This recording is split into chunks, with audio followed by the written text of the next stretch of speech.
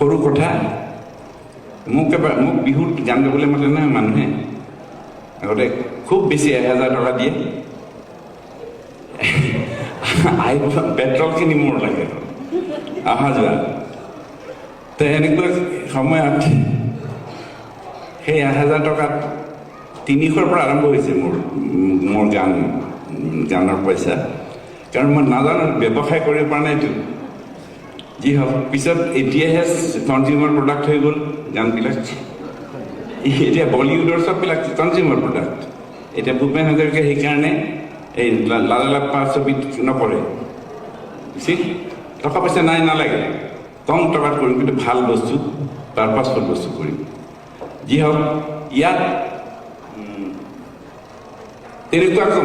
ভূপেন হাজৰিকা তেতিয়া তাক খৰাং কৰি আহিছে